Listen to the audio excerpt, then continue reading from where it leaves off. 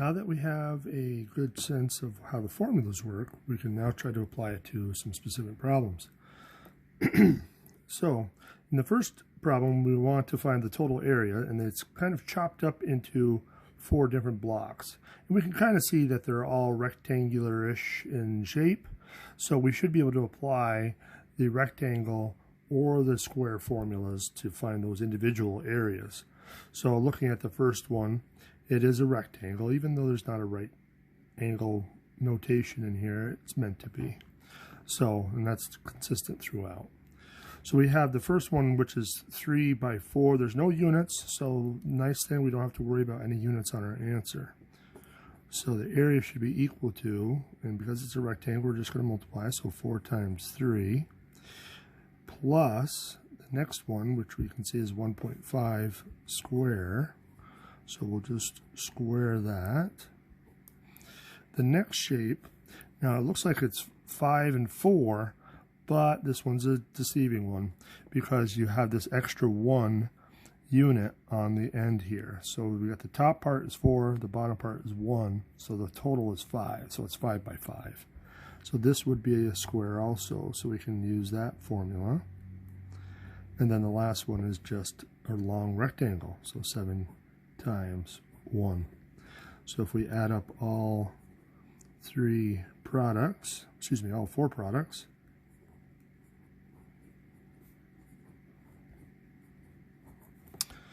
and we'll just pull it in our calculator just to make sure we do it right. 12 plus 2.25 plus 25 plus 7 equals 46.25. So we got a total area of 46.25. Now this one looks kind of similar to the previous one. We got 2 shapes. One looks like a rectangle, one looks kind of like a trapezoid. So we want to find the areas, or do we? So this one, we actually want to look at the whole picture. The whole picture is going to be a better way to tackle it versus individually. You can kind of see that this one, the 75 yards, really isn't specified as being the top or the bottom or anything. It's actually the whole side.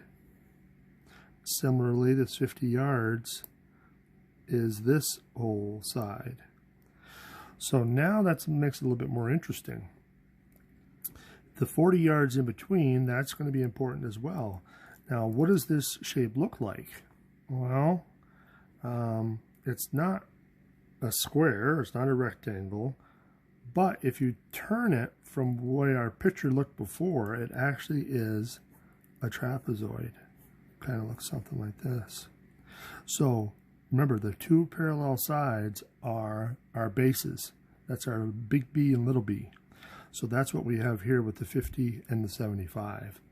So if we say half of something, and then our bases. So we got 50 and 75.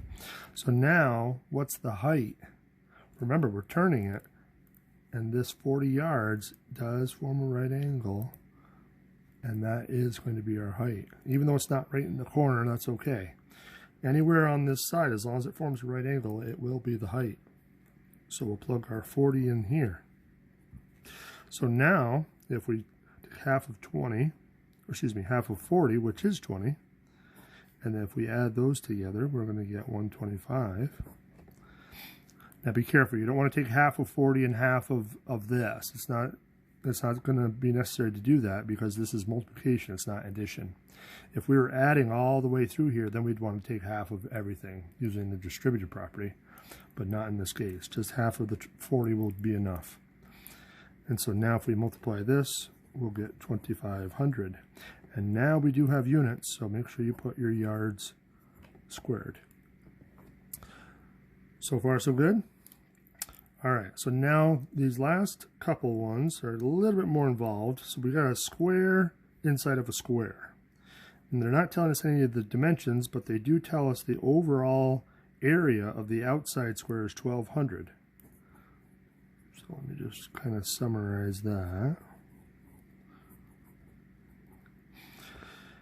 What's the area of the inside? Now, we could do this a couple of ways. One way would be to try to find the length of one of those sides inside, and then we could square it using the formula. Now the problem with that though is that it's going to be a little bit yucky to find the length of one of those sides. So just to kind of illustrate, okay, well, first we'd have to say, okay, well, this side of the outside and this side of the outside multiplied together would equal 1200. So if we kind of said that is side S, we'd have to say something like S squared equals 1200. So now if we take the square root of 1200, you're not going to get a nice answer. You can see it's pretty yucky. So that might not be the best way to do it. We could get there, but it's going to be a pretty yucky pathway.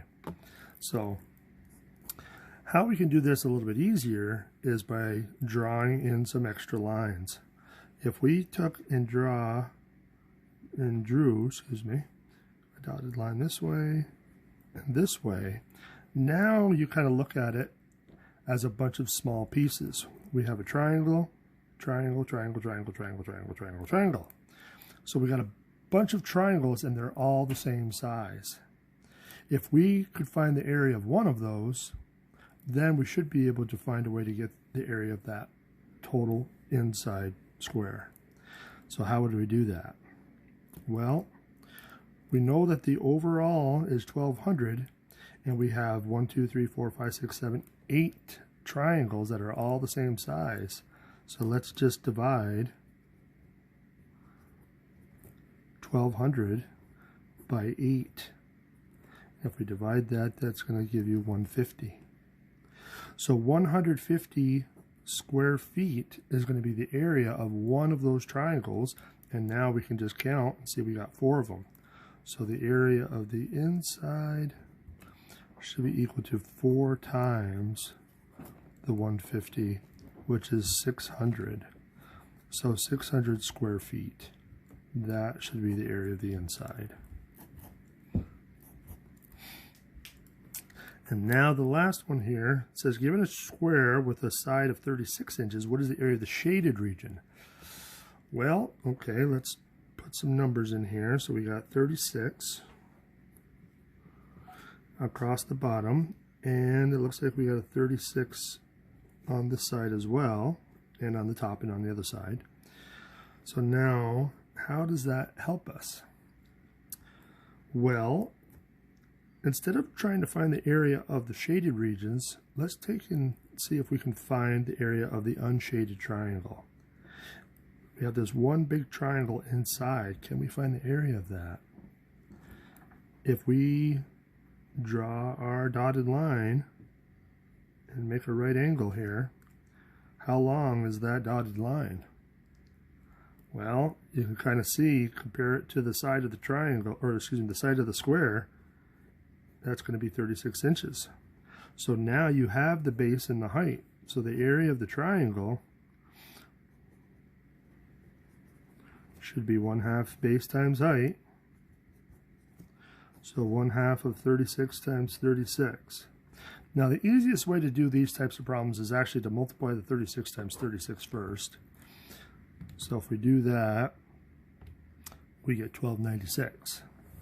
So 1/2 of 1296 should be, let's divide that by 2, 648. So you get 648 for that unshaded triangle, but now we want the area of the 2 unshaded pieces. So now how do we get to that point? Well, the trick is going to be, can we find the area of the square? Sure, we got the 2 dimensions. So if we wanted to find the area of the square, we could just multiply 36 squared, which we already did actually. So we got 1296. Now this one's kind of unique just because of the way the triangle eats up. Well, it's going to turn out to eat up 1/2 of the overall square. So if we want the area of the shaded, all we need to do is subtract the area of the square minus the area of the triangle. So 1296 minus 648 equals 648. And don't forget your units. So 648 will be the answer. Now, in general, if we want to find these shaded problems, it's going to be a simple formula. Area of the shaded is going to be equal to the area of the outside shape, whatever it is, minus the area of the inside shape. And we're going to see this formula again in the remaining parts of this section, so stay tuned.